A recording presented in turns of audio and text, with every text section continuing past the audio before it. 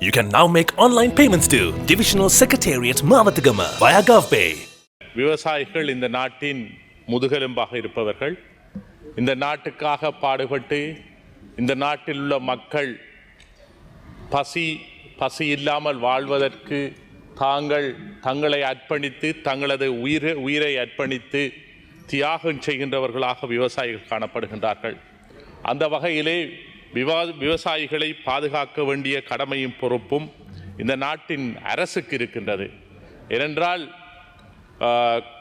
கடந்த ஒவ்வொரு காலங்களிலும் விவசாயிகள் கூடுதலாக பாதிக்கப்பட்டிருக்கின்றார்கள். பல நட்டங்களை எதிர்நோக்கி இருக்கிறார்கள். இந்த நட்டத்தினாலே தங்களது உயிர்களை கூட மாய்த்திருக்கின்றார்கள்.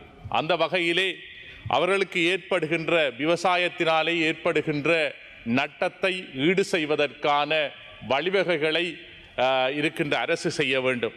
அது மட்டுமல்ல, கடந்த காலபோகத்தில் கூட விவசாயிகள் வெள்ளத்தினாலே மிகவும் பாதிப்புற்ற நிலையிலே அவர்கள் காணப்பட்டிருந்தாலும் அவர்களுக்கான அந்த நட்டஈட்டு தொகை காப்புறுதி தொகையானது சரியான முறையிலே வழங்கப்படவில்லை.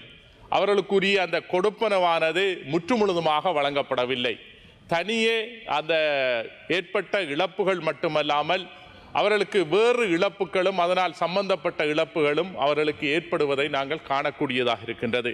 விசேடமாக விவசாயிகள் தங்களது இளமை பருவத்திலே பராயத்திலே அவர்கள் கூடுதலாக சேற்றிலே நின்று இந்த விவசாய வேலைகளை செய்து அவர்கள் இந்த நாட்டுக்காக உழைத்து இந்த நாட்டின் மக்களின் பசியை போக்குகின்றவர்கள். அவர்களது கடைசி காலத்திலே இறுதி காலத்திலே அவர்கள் ஒன்றும் செய்ய முடியாமல் வீட்டிலே முடங்கி கிடக்கின்ற அந்த சூழ்நிலை காணப்படுகின்றது.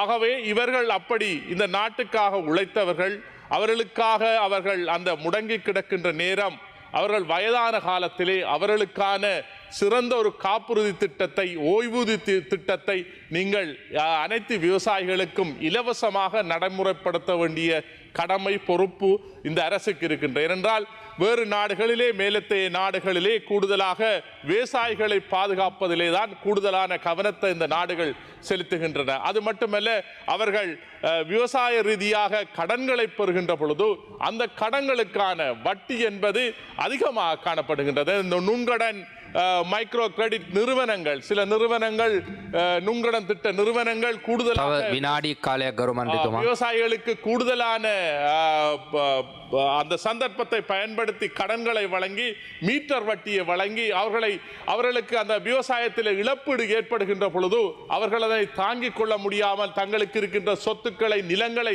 விற்கின்ற ஒரு துப்பாக்கிய நிலைக்கு அவர்கள் தள்ளப்படுகின்றார்கள். இந்த வகையிலே அவர்கள் அந்த விவசாயிகளை பாதுகாக்க வேண்டும்.